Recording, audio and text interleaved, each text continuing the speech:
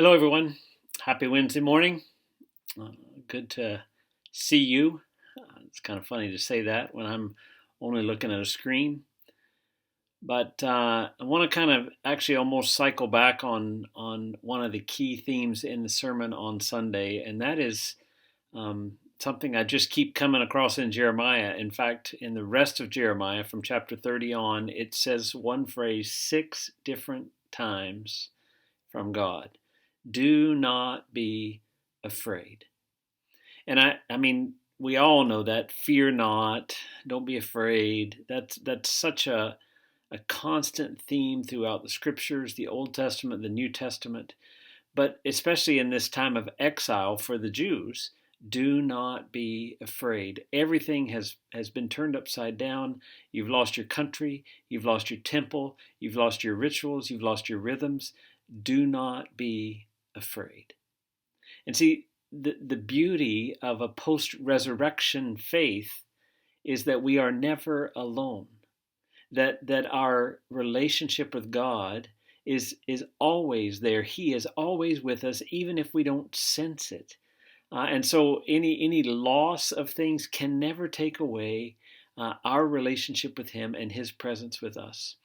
I was reminded again. I was reading a blog this week by a fellow I know who's an Orthodox priest in Langley, Michael Gillis, and he's talking about fear in the church and all the political turmoil and the upheaval.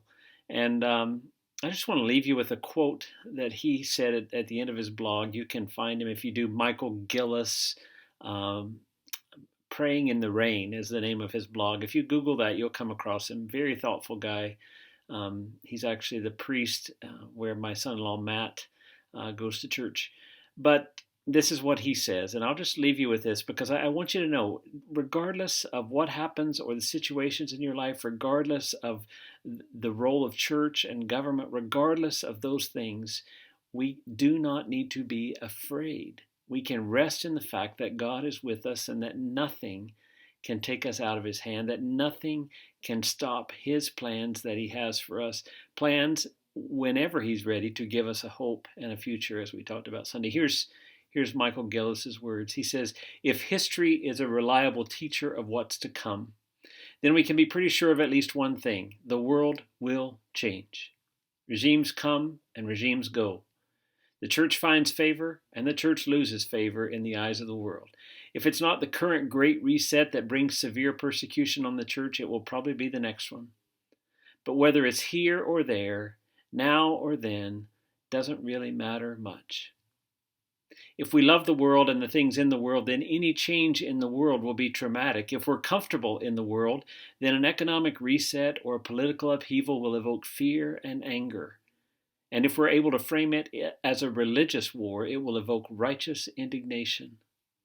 But if this world is not our home, if we are but salt and light, sojourners in a strange land, then we will adjust. We'll find a way. We will carry on looking for a city whose foundations and builder is God. You see, the power of that kind of faith is that it cannot be taken away from you. It stands firm regardless of the circumstances around you. I come back to that Philippians 4, rejoice in the Lord. I will say it again, rejoice always. Don't let yourselves be anxious, but in everything by prayer and petition make your requests be made known to God, and the peace that passes all understanding will guard your hearts and minds in Christ Jesus. I left out one of the verses, the key verses. Verse 5 is, let your gentleness be evident to all.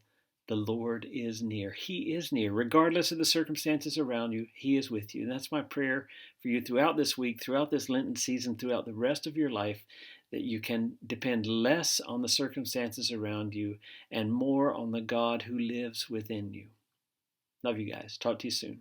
Bye-bye.